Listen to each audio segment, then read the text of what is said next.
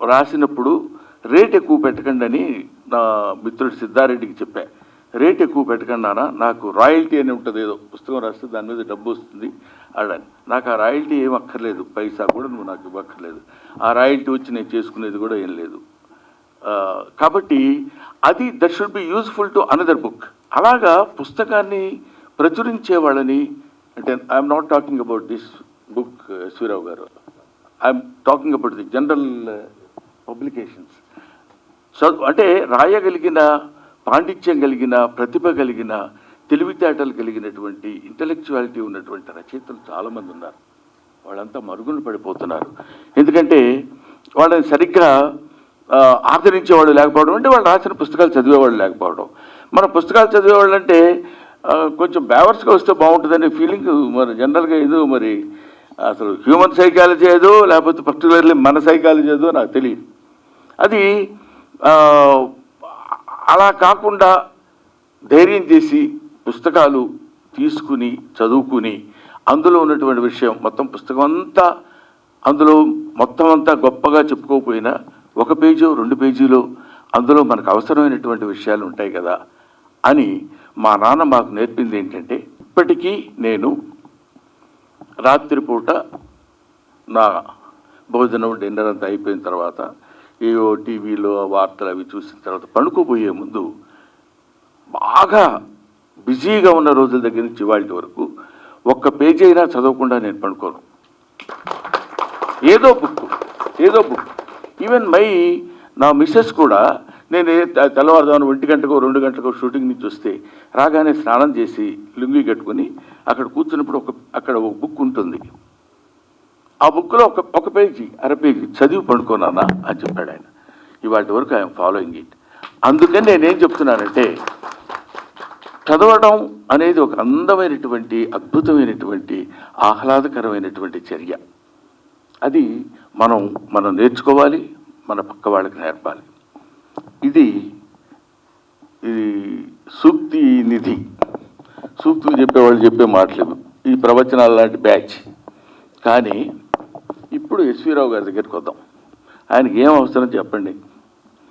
Antarctica వెళ్ళి వాళ్ళ అబ్బాయిని తీసుకుని వెళ్ళి, నేను అందులో చదువుతుంటే ఒక పేజీలో కెమెరా ఫోటోలు తీయడానికి కూడా, కెమెరా ఇప్పుడు క్లోజ్ అయిపోయి దాని మీద మంచుతోటి గ్లాసెస్ కూడా కనపడవని. అదొక విచిత్రమైనటువంటి, ఒక విశేషమైనటువంటి, చాలా ఎంతో గుండె దిట్టు ఉన్నటువంటి వాళ్ళు చేసేటువంటి సాహస చర్య ఎస్వీరావు గారు చేసింది. ఆయన చేసి, సాధారణంగా ఏంటంటే మేము చేసామండి ఏదో మనకెందుకు అడుగు చెప్పడం అని కాకుండా, అక్కడ ఇలాంటి విశేషాలు ఉన్నాయి, అదొక ఉపఖండం, సబ్ కాంటినెంట్ అంటారు. అక్కడికి వెళ్ళాలి. అసలు మనం మామూలుగా పక్కింటికి వెళ్ళడానికే చిరాకు. మనం అంటే మళ్ళీ మీరు కోపం వస్తుందేమో, ఎందుకంటే మేము ఎందుకు చిరాకు పడతాం, మేము వెళ్తాం. నా బోటోడికి 10 మంది ఉన్న దగ్గరికి వెళ్ళాలంటే బాపు గారు అనేవాడు 2 కంటే ఎక్కువ మంది ఉంటే క్రౌడ్గా ఫీల్ అవుతానండి అని. అలాంటిది ఈయన పరిగెట్టుకుని అక్కడికి వెళ్ళి అక్కడ ఉన్నటువంటి విశేషాలు, చాలామంది హ్యూమన్ బీయింగ్స్ తెలియనటువంటి, తెలుసుకోవడానికి కావలసినటువంటి వనరులు లేనటువంటి వాళ్ళకి అక్కడున్న విశేషాలు చెప్పాలనేటువంటి noble thought by S V Rao is appreciate. ఇలాంటి పుస్తకాల ఆవిష్కరణకి సాధారణంగా, పుస్తకావిష్కరణ అంటే నేను కొంచెం మెత్తపడతాను, ఎందుకంటే పుస్తకాలు చదువుకున్న వాడిగా అయ్యో వెళ్దాం, దానివల్ల వాళ్ళకి ఏదైనా ఉపయోగం ఉంటుందేమో అని. కానీ ఇలాంటి అడ్వెంచరస్ బుక్స్ నాకు తెలిసి ఈ మధ్యకాలంలో, ఇఫ్ ఐఎమ్ రైట్, చాలా తక్కువ. మామూలుగా వస్తున్న నవలలే చదవటం లేదు, ఏదో ప్రబంధాలు, కావ్యాలు, ఆ తర్వాత ఇంకేదో వచ్చింది, ఆ తర్వాత వచన కవిత్వం, ఆ తర్వాత భావ కవిత్వం, తర్వాత వచన కవిత్వం, తర్వాత ఏదో నగర కవిత్వం, తర్వాత దిగంబర కవిత్వం, చివరికి అవన్నీ పోయి ఇంత ఎవడు చదువుతాడయా బాబు అంటే దానిలో ఒక పేజీ కథలు అయిపోయి, కాలం కథలు, ఇంకా హాఫ్ మినిట్లో వచ్చేటువంటివి మినీ కవితలు, ఏదో రుక్కులు, నానీలు, ఇట్లాంటివన్నీ. పాఠకుడు తన సమయాన్ని చదువుకి ఉపయోగించుకునేటువంటి స్థితిని ఎందుకో అప్రిషియేట్ చేయలేకపోతున్నాడు. వాళ్ళకి అభిరుచి కలిగేటువంటి విధంగా ఉన్న రోజుల్లో ఎక్కడో వెళ్ళి అక్కడ ఉన్నటువంటి విశేషాల్ని మన ఇక్కడ ఉన్నటువంటి వాళ్ళకి అందించాలనేటువంటి అభిప్రాయంతో అందున తెలుగులో రాయడం అనేది అది ఎంతో హర్షణీయమైనటువంటి విషయం.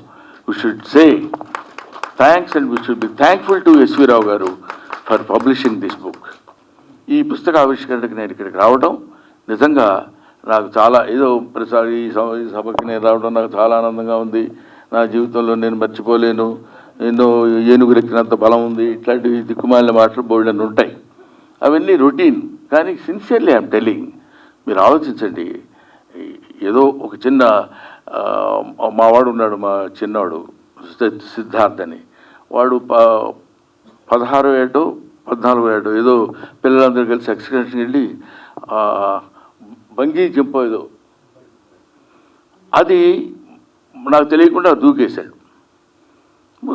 మామూలుగా అక్కడ ఫ్రెండ్స్ అందరు కలిసి ఆ తర్వాత ఫోటో తీసుకొచ్చి, డాడీ నువ్వుకే కాదు గిన్నిస్ బుక్, నేను కూడా గిన్నిస్ బుక్ అన్నాడు.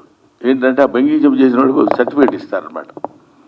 అంటే నేను మా అబ్బాయిది అని చెప్పడానికి కాదండి నేను చెప్పేది ఏంటంటే ధైర్యం అనేది ఒక అందమైన గుణం. విత్ ధైర్యం you can win anything on the surface of earth. ఏమైనా జయించవచ్చు. ధైర్యం అనేది ఒకటి కావాలి. దానికి తోడు సపోర్టింగ్ ఏంటంటే నిజాయితీకి ధైర్యానికి ఉన్నంత విలువ ఇంకా దేనికి ఈ భూప్రపంచంలో ఉండదు. అంత బలం. ఒక్కొక్కడు Lal Bahadur Shastri is after all 5'4", but he became prime minister of India. అక్కడ అతని పర్సనాలిటీ అది కాదు. Personality means a person with courage, with truth.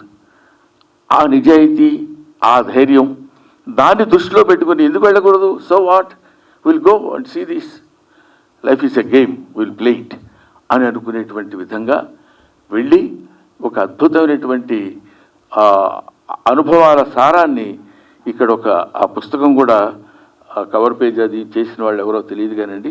ఆ హిమాలయాలంతటి చల్లదనాన్ని ఇందాక అమ్మాయి చెప్తున్నప్పుడు ఎంత చల్లని వాతావరణం ఉంది, లోపల ఏసీ ఉంది కాబట్టి అలా ఉంది. బయట నుంచి వచ్చావా? కూల్గా ఉంది కదా బయట. కాబట్టి ఇటువంటి వాతావరణంలో అంతటి ఆ పుస్తకం చూసినప్పుడే very cool atmosphere for the book and cool atmosphere for the poet and cool atmosphere for the friends, and it will become a cool day, and I wish all the best, my dear Surao garu. Many happy returns of the day.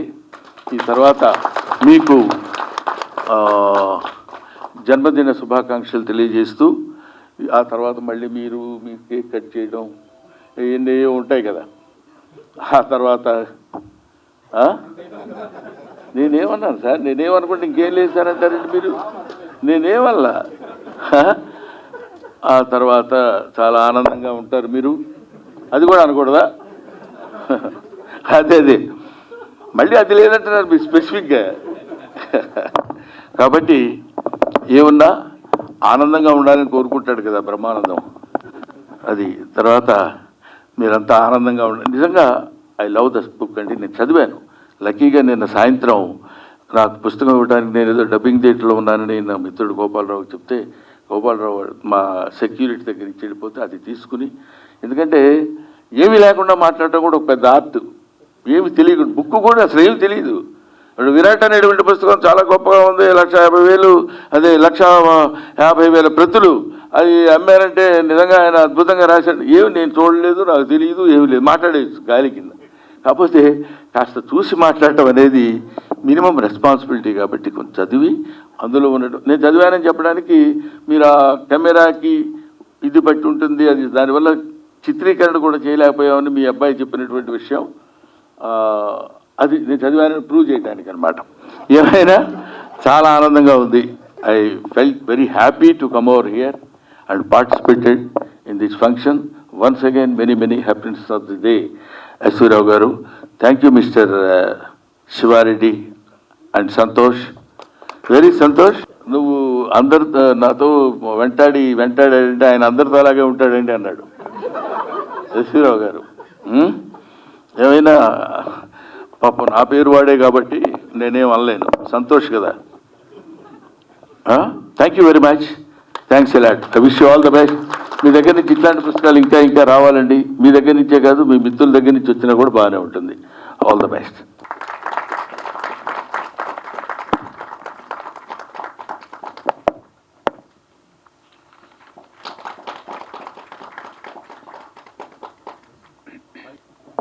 అసలు నాకు ఈ సన్మానం చేయడం ఎంత దుర్మార్గం ఆలోచించండి. నాకెందుకు ఇది? ఈ సన్మానం పొందవలసిన వ్యక్తులు వేరే ఉన్నారు. వాళ్ళకి నా చేతుల మీదుగానే సన్మానం చేద్దామని.